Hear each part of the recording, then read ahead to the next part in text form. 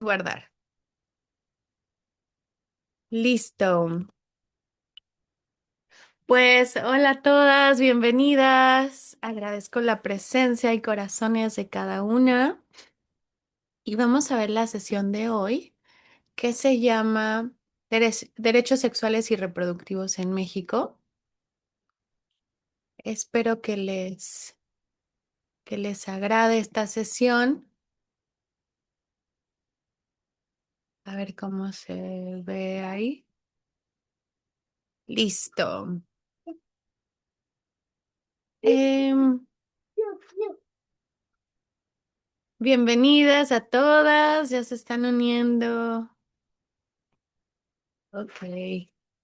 Creo que no me deja controlarlas. Ok.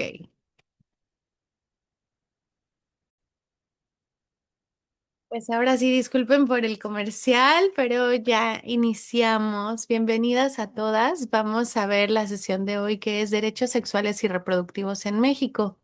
En esta sesión, como siempre, vamos a iniciar recordando el Tao de la partera. Respiren profundo, nos sentimos cómo está nuestro cuerpo y vamos a estudiar juntas.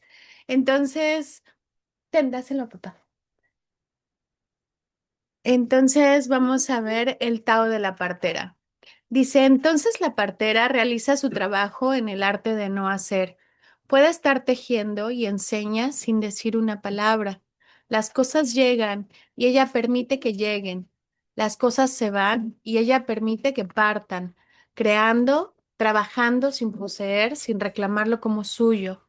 Cuando ha completado su trabajo y si está listo, lo suelta y así dura para siempre. Y bueno, vamos a sentir cómo está nuestro cuerpo listo para aprender y para estudiar juntas un poquito más de la teoría de partería. Y hoy hablamos de los derechos sexuales y reproductivos en la partería. ¿Qué importancia tienen? Pues estos derechos son básicos, indispensables para gozar de una vida satisfactoria, saludable, y la partería pues está atravesada. Ahora sí que es inminente que todas como parteras tomemos en cuenta que cuando hablamos de partería también tiene que ver con defender y hablar de los derechos sexuales y reproductivos. Estos derechos son básicos y se refieren a que o se desprenden de los derechos humanos. Esto es que se refieren a la posibilidad de gozar de salud sexual y reproductiva.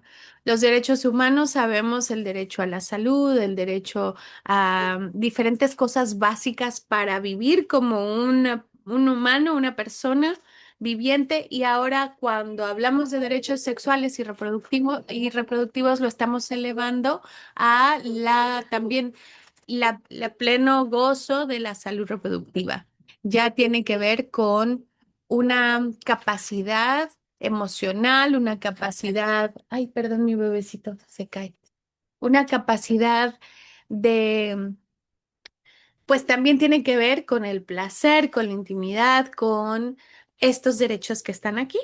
El primer derecho es la autodeterminación sexual y reproductiva, el derecho a la atención de la salud, tanto sexual y reproductiva, derecho a decidir libre y responsablemente.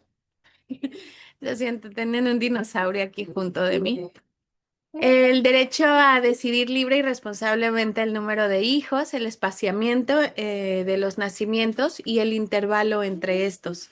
También está el derecho a recibir información al respecto, derecho a alcanzar el nivel más elevado de salud sexual y reproductiva y el derecho a la no discriminación y a la no violencia.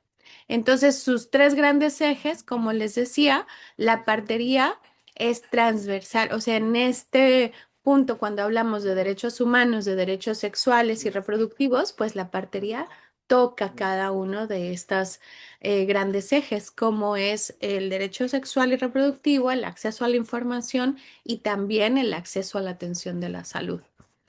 Em, la partería entra en estos tres ejes ya que promueve el respeto a los derechos sexuales y reproductivos, facilita en algunas zonas rurales la pastilla anticonceptiva. Ya hay algunos lugares o incluso nosotras como parteras estamos haciendo algunas campañas para que personas en contexto de movilidad puedan tener su inyección por 3 meses o enseñar cómo aplicarla y cómo autogestionar su propia salud.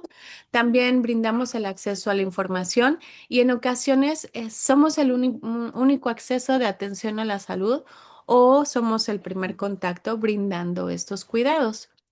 Entonces, si nos vemos un poquito a la historia, pues es que la Organización Mundial de la Salud convocó en los años 70 a una reunión sobre capacitación y tratamiento en cuestiones de sexualidad humana. En esta reunión hubo formación de profesionales de la salud y principalmente, bueno, en inglés se llamó Meeting on Education and Treatment of Human Sexuality, the Training of Health Professionals. Entonces, esta reunión tuvo lugar del 6 al 12 de febrero del 74 y participaron principalmente como personas o profesionales de la salud que tuvieran que ver con salud humana, salud de las personas en general y ahí notaron que muchos de estos médicos, enfermeras, enfermeros practicantes, médicos generales e incluso diferentes proveedores de salud, pues tenían algunas pues dificultades para conocer lo que tenía que ver con la salud sexual y reproductiva. Y bueno, a esto, un paréntesis pequeño, lo seguimos viendo en México, donde algunos médicos generales, enfermeras, no siempre tienen las bases ni lo básico para hablar de salud sexual, incluso de anatomía. A veces, tenemos como clases muy antiguas que no están actualizadas en cómo se nombran los órganos pélvicos o los órganos llanos. Bueno, ahorita voy a pasar a ese tema, pero ya no siempre estamos nombrando las cosas de la misma manera, ¿no? Hay algunos doctores que siguen todavía hablándote como, por ejemplo, de enfermedades venéreas, cuando la palabra venérea tiene que ver con pecado y religión y estas cosas, y ya no se usa ese término, ¿no? Usamos infección de transmisión sexual. Entonces, este es un ejemplo, un pequeño comercial de cómo es importante estarnos actualizando y en esta reunión que convocó la Organización Mundial de la Salud en los años 70,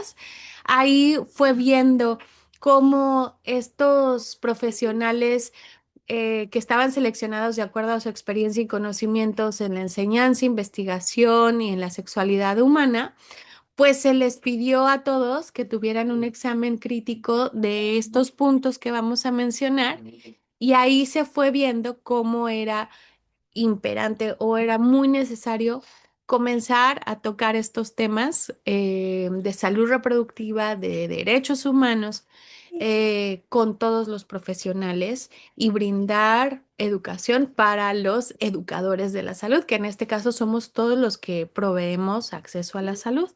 Entonces, estos son las recomendaciones que llegaron en esta reunión en los 70.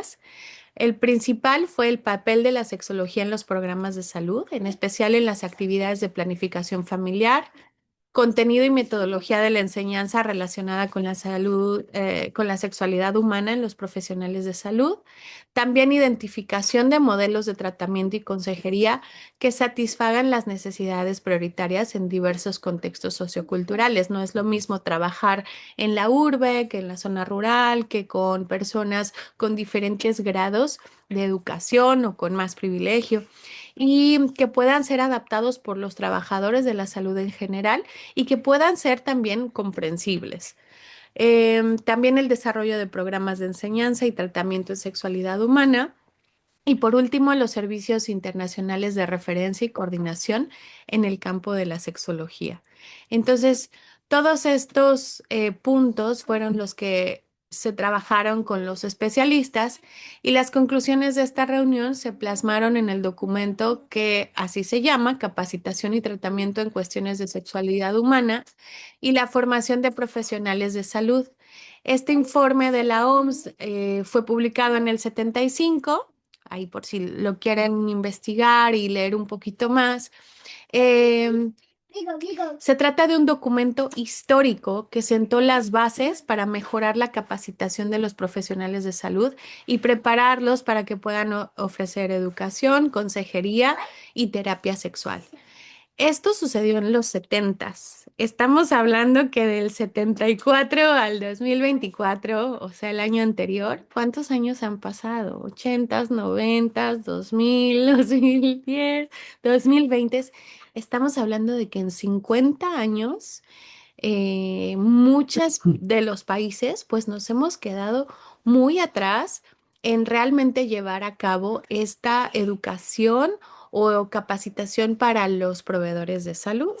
Y bueno, en el caso de las parteras, pues que han querido erradicarlas, han querido borrar, em, pues incluso prohibir, ¿no? También los cuidados de partería, pues todo esto involucra que pues no haya salud sexual reproductiva en cada comunidad. Cuando hablamos de contexto sociocultural, nos referimos a procesos con aspectos específicos de una sociedad, de una comunidad, de un grupo de personas. Tiene que ver con las realizaciones humanas que puedan servir tanto para organizar la vida comunitaria como para darle significado a la vida. Entonces, una realidad construida por las personas que tiene que ver cómo interactúan entre sí mismas con el medio ambiente y con otras sociedades. Esto es interculturalidad. Pueden ser las formas de jerarquización, como es que aplican la jerarquía o quién tiene más o menos autoridad, la organización, expresiones artísticas, el orden que tiene la comunidad, puede ser circular, puede ser con consejos o las pautas morales, los comportamientos, el desarrollo de estructuras de pensamiento, los sistemas educativos, etcétera. Cada grupo, cada comunidad tendrá diferentes aspectos o maneras de explicar la vida, de explicar cada cosa. Un segundito. ¿Qué pasó, mi amor? ¿Te ayudo? Ven, te ayudo. Ay, perdón la interrupción.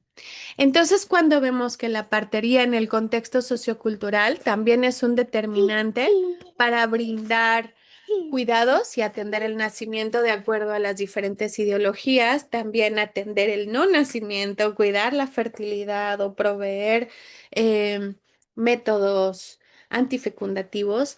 Y bueno, la partería tiene que ver con todo este aspecto que es la intimidad de cada grupo, de cada comunidad y las parteras, pues estamos ahí al frente de estos servicios. Entonces, antes de avanzar a la perspectiva de género, quiero que nos encuadremos en que cuando hablamos de derechos sexuales y reproductivos en México, estamos con 50 años de atraso en educación sexual para nuestras generaciones. O sea, ya llevamos varias décadas en que no se está llevando a cabo esto, a pesar de que fue parte de la agenda de la Organización Mundial de la Salud. Entonces, em, otro punto importante de este tema es que nosotras al aprender partería o al estar estudiando teoría de partería, necesitamos ver la posibilidad de que no solamente somos parteras, nos convertimos en educadores de la sexualidad, en ser muchas veces las primeras en enseñar de anatomía, en enseñar de educación de la sexualidad básica para niños, para las infancias, para adolescencias, para, para las personas que acompañamos. Incluso hay mujeres adultas que nos ha tocado acompañarles.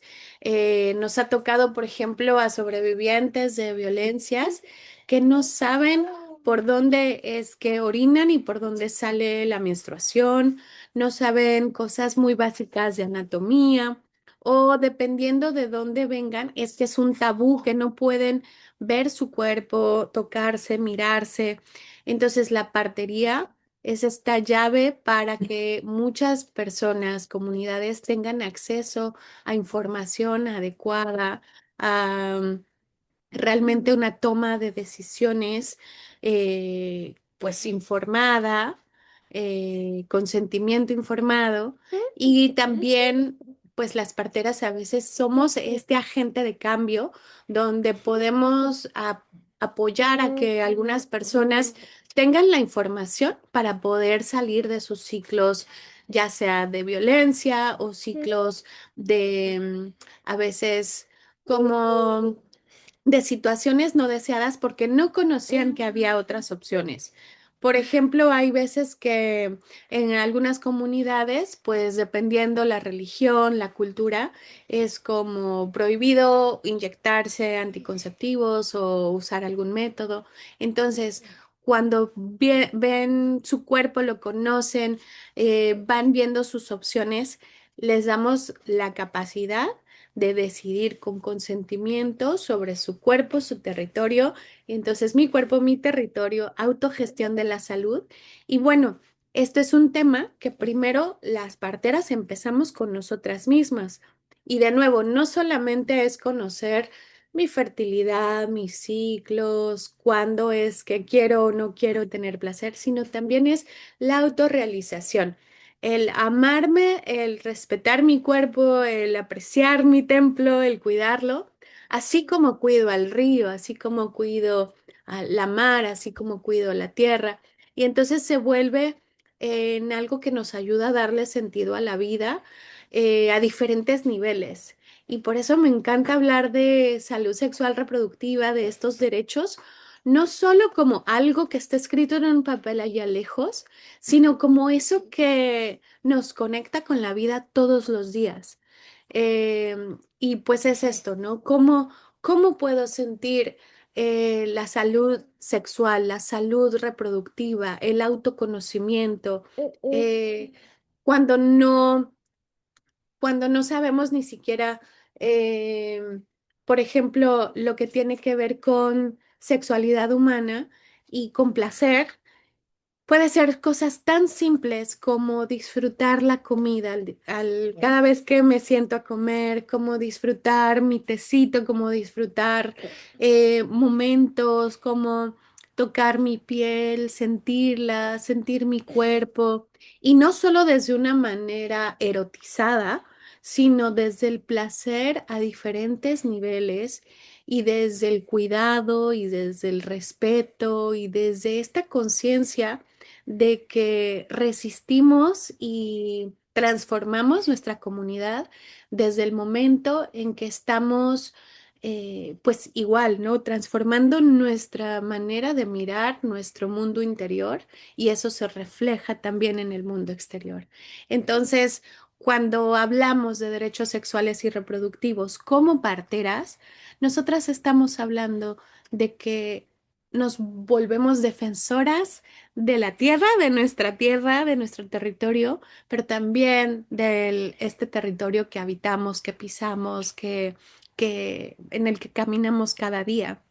Y entonces, también desde el gozo, desde el placer, desde todas estas cosas que habían sido colonizadas o tomadas como pecado, malo, prohibido, lo empezamos a deconstruir y lo empezamos a mirar como, a ver, lo quitamos, quitamos ese peso de la religión, con todo respeto con las creencias que tengamos, ¿no? Pero lo hacemos a un ladito, quitamos ese peso a lo mejor de la cultura o de no sé en qué lugar nos estemos viviendo, pero dependiendo del estado, a veces hay algunos que son muy, pues, como dijeran, más conservadores, que esa palabra también me causa conservar qué, ¿no? Pero bueno, conservar la colonización y la religión y bueno, ese es otro tema. Pero cuando hablamos de autoconocimiento, autogestión de la salud, de contexto sociocultural y de salud sexual reproductiva, placer, estamos hablando de que todo lo que hacemos en la intimidad, todo lo privado, también es un acto pues público, de cierta manera. Lo que yo hago dentro de mi casa, dentro de mi familia, se convierte en un acto pues público en cuanto a cómo resistimos en el sistema cada vez que yo estoy mostrándole a mis hijos que su cuerpo pues es valioso, que su cuerpo es nada de que sea malo o que sea cochino o que sea sucio, o que no se toque ahí al revés, ¿no? Desde que estamos em, pues ayudándonos a deconstruir todos estos aprendizajes que a veces fueron dolorosos o que a veces nos han marcado la vida, eh, como con situaciones a veces generacionales. Allí estamos sanando, estamos liberando todas esas heridas anteriores, sanándolas y entonces construyendo un nuevo legado para las generaciones que vienen. Y así espero que entonces, cuando estamos hablando de salud sexual, salud reproductiva, nos podamos encuadrar en que estamos hablando de esta relación que tenemos con nosotras mismas y con el entorno. Y claro, darle esa opción a las personas que acompañamos de que puedan también autoconocerse, mirarse y pues apreciarse desde este nivel ya más deconstruido, ¿verdad? No desde la culpa o no desde, no sé, a veces hay muchos juicios, hay como esas voces internas que a veces, un ejemplo sencillo, si estamos acompañando a una pareja y de pronto no están casados, hay veces que ya desde ahí la mamá que estamos acompañando tiene esa culpa o esa vergüenza o esa situación. Entonces, pues es bonito nosotras darles estas herramientas y estas estrategias de decirles, claro, adelante, si quieres hacer tus trámites legales, es importante a veces esos trámites legales y claro que lo pueden hacer, pero también esta parte espiritual, emocional de acompañarles sin tabú, sin esta parte de la culpa o de la vergüenza y entonces nosotras acompañar pues desde todas estas otras maneras donde podemos darle estos significados o explicarnos al mundo desde otras maneras. Y bueno, ahora sí vamos a entrarle a qué es la perspectiva de género. Es importante como parteras tenerlo claro. Cuando hablamos de género, se suele asociar con un asunto de mujeres, sin embargo, es un concepto mucho más amplio que alude a la necesidad de acabar con desigualdades de trato y de oportunidades entre mujeres y hombres. ¿Qué implican estas diferencias? Históricamente hay una desigualdad de trato y de oportunidades y que va en contra de los derechos humanos. Por lo tanto, también cuando hablamos de derechos sexuales y reproductivos, esta situación ha afectado históricamente más a las mujeres. No porque seamos feministas de hueso colorado, sino que está en la historia que pues incluso las mujeres no podían votar, no tenían acceso a muchas cosas, a educarse, a abrir una cuenta de banco, necesitaban autorización del esposo para ciertas cosas en razón de su sexo, es decir, por el solo hecho de ser mujeres. Y a su vez es un determinante en la forma que se atienden los nacimientos, el trato que se les da a las mujeres, a su pareja, al recién nacido, y crea un impacto en la sociedad. Entonces, cuando hablamos de perspectiva de género, es tener en cuenta que la mujer ha tenido una desigualdad histórica, eso está ahí de hace mucho tiempo y que entonces nosotros debemos ponernos esos lentes, esa mirada para poder comprender al mundo. Y bueno, aquí vienen algunos ejemplos como la violencia familiar, la discriminación por edad, estado civil, embarazo. Hay veces que si hay un empleo y saben que tengo una prueba positiva de embarazo, nos corren del trabajo o misteriosamente ya no hay más trabajo para esa persona, ¿no? También un número menor de mujeres con puestos de decisión o misma cantidad de trabajo, pero con menor remuneración. Está claro en México, por ejemplo, los feminicidios. En México Aquí dice 6 mujeres, pero lo más actual son 10 mujeres desaparecidas todos los días. El hostigamiento sexual en el transporte público, prostitución de mujeres y niñas, pobreza femenina y por consecuencia familias uniparentales en riesgos mayores. Entonces, cuando hablamos de perspectiva de género, es que nos ponemos estos lentes para mirar que desde la historia, pues hay esta desigualdad y por eso miramos las cosas desde esta manera y pues ponemos a las mujeres también en el centro, ¿no? Y cuando hablamos de sexo y género, entonces ahí ya son dos conceptos diferentes. El sexo está determinado por las características biológicas y fisiológicas, divide a las personas en el grupo mayor, mujeres, hombres. Hay un grupo que de vez en cuando nacen personas intersexuadas.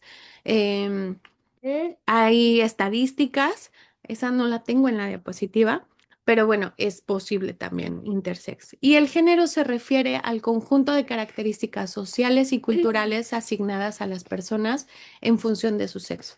Entonces, al momento de nacer, tiene genitales masculinos o tiene genitales femeninos, y entonces, dependiendo en dónde nazca, es que le van a dar a la persona pues diferentes como cargas culturales, ¿no? O dependiendo la familia, a los hermanos les ponen a hacer ciertas tareas y a las hermanas otras ciertas tareas.